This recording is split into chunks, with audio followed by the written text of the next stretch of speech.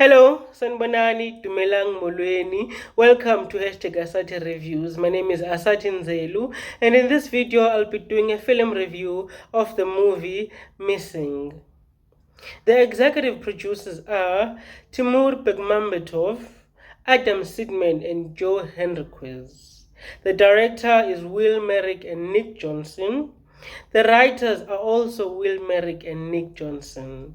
The cinematographer is Stephen Holleran, and the main characters are Storm Reid as June, Nia Long as Grace, Ken Leung as Kevin, Tim Griffin as James, and Amy Landecker as Heather. I have decided to title the movie A Mother's Love. Missing tells the story of Grace and how she relocated to another city with her daughter June after her husband had died of cancer. Grace has curated all the memories for June that she will hold on to as she grows up without her father. A few years later, with June in her teenage years, Grace has moved on with her life and found herself a new man, Kevin. As expected, June is not very warm to the idea of having Kevin around.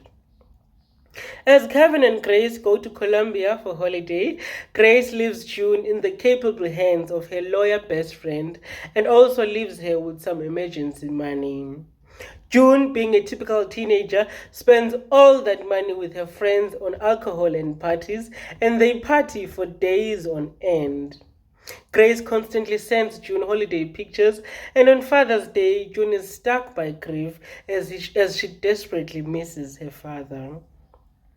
On the day that June is supposed to pick up Kevin and her mother from the airport, she wakes up to a pigsty of a house. She rushes to the internet to find a cleaning company as she makes her way to the airport.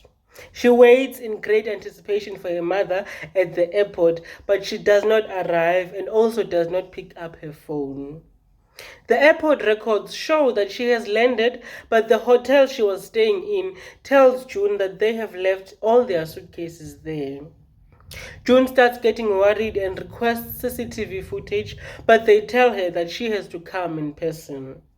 She alerts the police and files a missing persons report with the help of her mother's friend, and also finds an Uber driver in the area to go get the footage for her.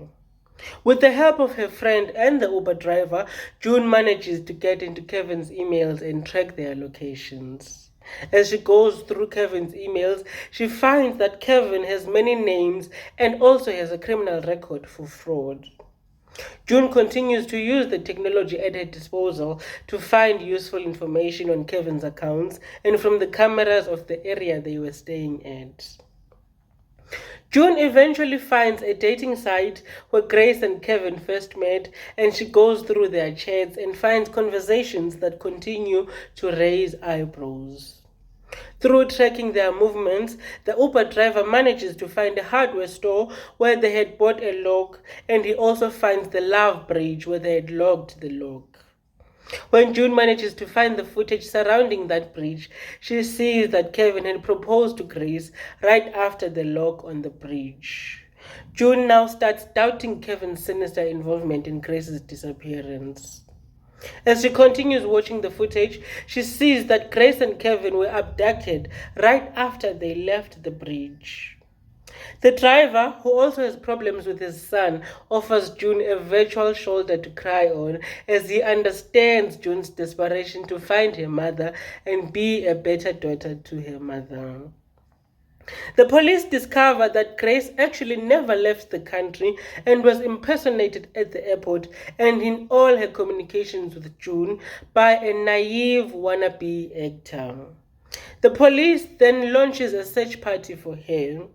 The internet goes on a frenzy with this story and it comes up with all sorts of conspiracy theories.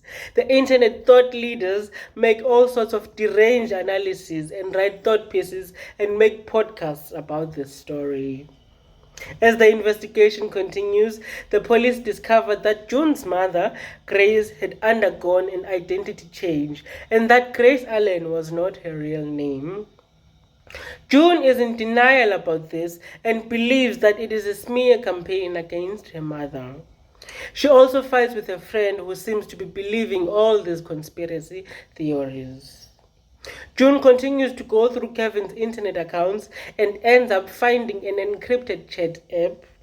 On the encrypted chat app, she finds contact details that belong to her mother's friend, and she heads to the office with a recorder to confront her. When she gets to the office, she finds it in tatters with life-threatening pictures on her desk. She continues searching around the office and she finds her mother's friend lying dead on the floor.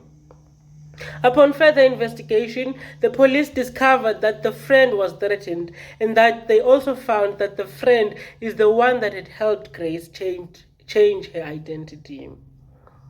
Kevin is found by the police in Colombia and they kill him. And June finally manages to hack into her mother's email address. And whilst ransacking her mother's emails, Kevin's friend from Colombia calls June, telling her of how no one should be trusted. And all of a sudden, he arrives at the door unannounced.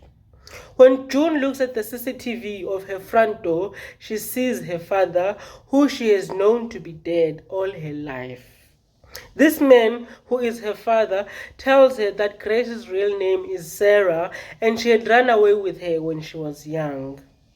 June starts picking up things that do not add up as this man continues talking. June suspects that her dad might be working with Kevin and she tries to get help, but her dad overpowers her and also abducts him. June's dad had been abusive towards Grace and was also a drug addict. Grace got him arrested and then ran away with June. Grace then found refuge in a lawyer who became a close friend.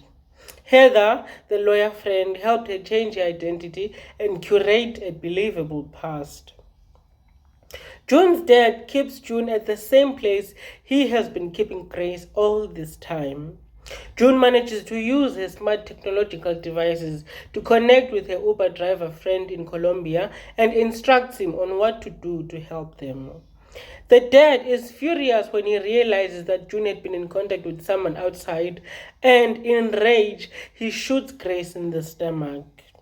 Grace manages to gather strength and stab June's dad with a sharp object in the neck. June's dad also gathers strength to lock them in and leave. He dies on his table in the kitchen as he tries to contact the nearest hospitals for help. Yet again, June manages to use her smart technological devices to her advantage and is able to reach the police, who arrive speedily to their rescue. Everything that they've now gone through ends up on a Netflix documentary show called Unfiction. This movie portrays excellently what modern society has become, how everything is now centered around social media, and how every internet user has become an expert and a thought leader in each and every topic. It teaches its viewers then that they should take social media content with a pinch of salt, as it is dangerous and misleading. Most importantly, it tells people in abusive relationships that staying for whatever reason is a dangerous decision with no upside to it. It encourages them to reach out and ask for help. And finally, it also encourages people to react speedily and do everything in their power to help abused people escape abusive relationships. Thank you so much for watching this film review. My name is Asathi, and please do like, subscribe and comment down below under the hashtag Asathi Reviews.